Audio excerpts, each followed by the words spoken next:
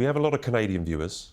So I want to mention the King and Queen's upcoming trip. It's literally 24 hours. They're in and out. I think there's up to about 10 engagements. I had a little look at the list yesterday, and we're waiting for it all. I'm flying out to Canada. We have a lot of Canadian viewers here. Are we excited? Should people be excited about the King and Queen going to Canada? A very short trip. He's going to be the first king to open Parliament since 1950, or the first monarch since 1957.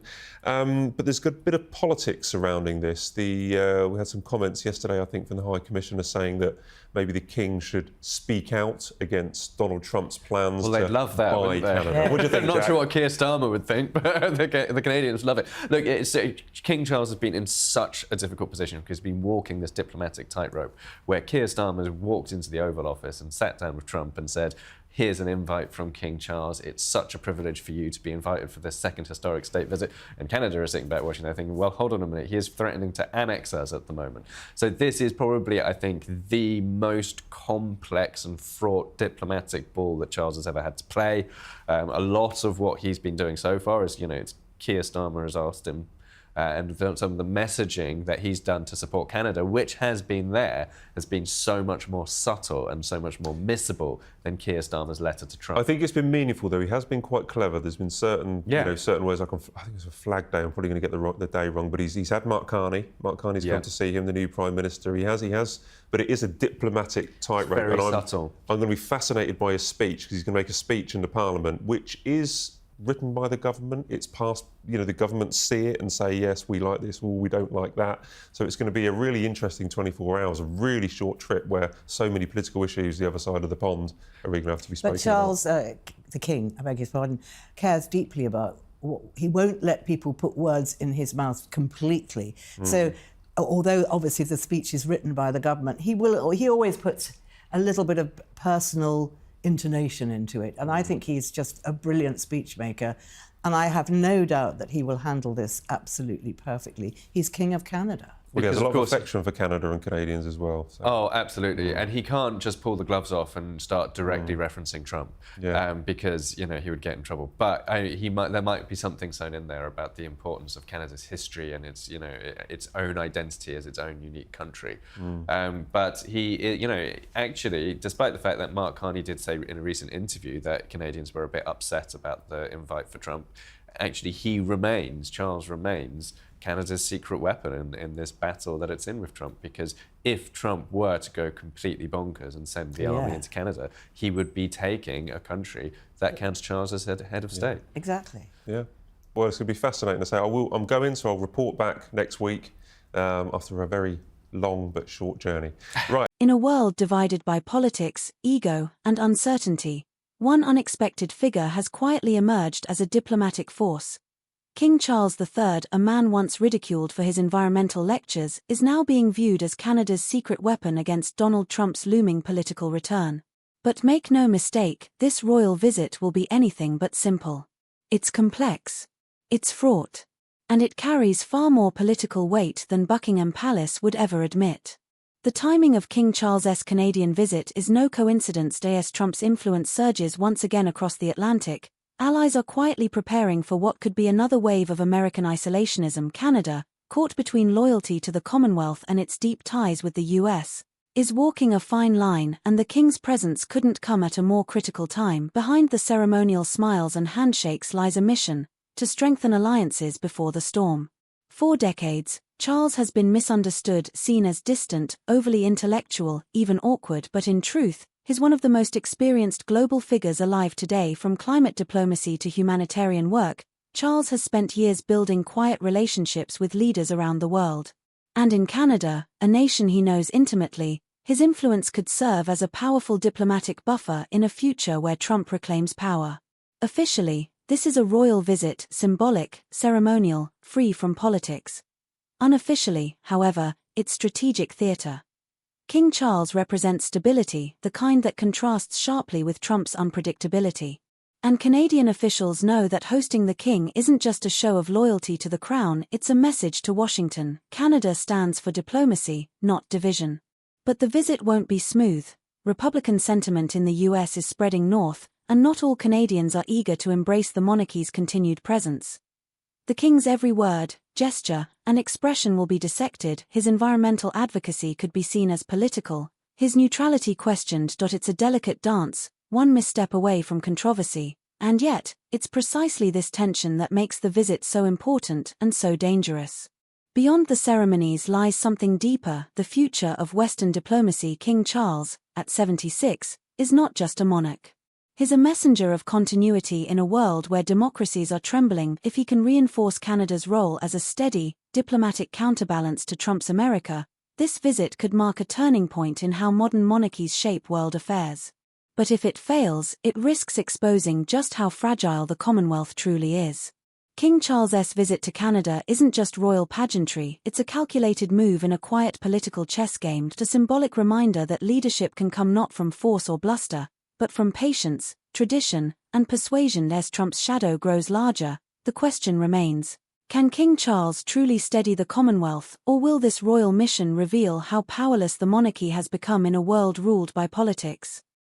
Well, just briefly back to the Princess of Wales. Some wonderful photographs and video of Catherine at the Buckingham Palace garden party. It was the last one at Buckingham Palace this year.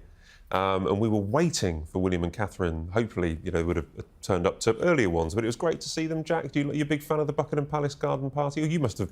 You've both been. We've been, yeah. Have you been? I've been. I have been, but not Not recently. for years. I have to Yeah, say. no, same. Well, I wasn't going to say not for years. I'm really old. But She met Liz Hatton. This is someone that she's become close to, or became close to, before she died last year. She had a cancer, and they had shared this amazing hug at Windsor Castle, and I think she'd gone there for a bucket list option where she was taking photographs, and Kate surprised her and gave her a lovely hug, and she stayed close with the family. It was a really nice moment. I just want to get your thoughts on this kind of lovely, soft moment where Catherine was chatting to the parents and the child brother. Yeah, Liz Hatton's brother is a young boy. He's very cute. He looked great in his suit. Yeah, I thought that was absolutely gorgeous, and that is what Catherine. Another one of the things that Catherine does so beautifully. And the hug at Windsor Castle went all over the world, that picture. It was just gorgeous. And there she is again talking to the family. But of course, she wouldn't have necessarily spotted them. Someone would have told her. They do have people helping them. And well, they invited them, Ingrid. So they invited a whole bunch of their friends. But when they were actually there, someone would have guided them over there, yes. Yeah, so they invited, there was Stephen Frank, Holocaust survivor that she'd worked with in the past, and lots of other people connected with the charities. But this is what the Buckingham Palace Garden Party is for, right? It's to reward people that in their sphere of interests, or people that they feel have done good jobs over the years, that they want to bring to the palace, open up the back garden and have a little bit of a party. It's a once in a lifetime opportunity, isn't it? You can come back, you get your pictures, and you get to meet. They create these huge lines of people, and then the royals go down the line and they meet everyone. And if you're not in the line, you might as well not be there. Yeah, that's right. I was 2 or 3 rows back, unfortunately. But the food is, there's some nice glass or something, and a nice some canapé. You can have some very delicate sandwiches. Some very delicate sandwiches, exactly. So it's a lovely day when the weather's good. Obviously, it's slightly less fun when it's raining.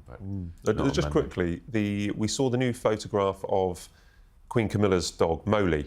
So this is just taken from Battersea Dogs Home. It was a rescue pup. It was to replace her previous dog that had died. The royal family have a long history with dogs. I don't want to go into too far back into the history, or too long, but Molly is a welcome addition to the royal family and the long history of their association with pet dogs, Ingrid. Well, Camilla has always liked Jack Russells, always had Jack Russells. And this little Molly, who looks completely adorable, is a rescue from Battersea, and a Jack Russell cross with what, I'm not sure. But she said when she got him as a pup, he looks like a mole, so she called him Molly. And of course, Charles has a much more exotic Italian truffle hunter called Snuff, who he's apparently obsessed with. But the royals and dogs do go back. Obviously, we know all about the Queen's corgis and the pack of corgis. At one time, she had 7 corgis, so they were a real pack. Well, Ingrid, you mentioned about the corgis. have you seen the interview or the words from Sarah Ferguson in the last couple of days? A very Fergie comment. This is a very Fergie comment. I'll read it out to you. So her and Andrew got given the late Queen's corgis, and they look after them at Royal Lodge. And she was speaking at a Creative Women Platform forum, and she said, "I have her dogs, Queen Elizabeth II's.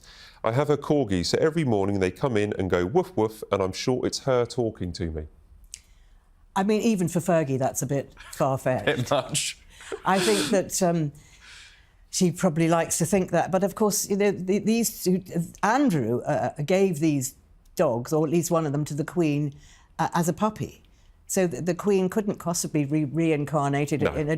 But it shows how close possibly Sarah Ferguson was with the late Queen Elizabeth II, or it shows how close she wants us all to know that she was close to. I think probably a bit of both, but she was very close. The Queen really adored Fergie because Fergie made her laugh, and Fergie's a very, very kind person. And you know, they love horses and the country and dogs, and they used to go walking together. So and most important of all, Fergie was looking after her favourite son.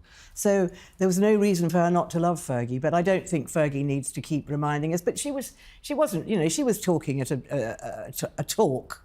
And, you know, you can't be careful of everything you say, and she probably thought it would make people laugh. Which it did. Was probably meant to jest, yes. Yeah, and taken with a bit of a pinch of salt, people Yes. do have ways of remembering people, isn't it? And she will, of course, she's reminded of the Queen when she sees them. Like when people see a little robin, you know, they think, oh, well, that's my dead mother come back to say good morning to me. Yeah. And people wear clothes of people they've lost as well, don't they? They will sometimes wear, you know, an item of clothing that reminds them of that person.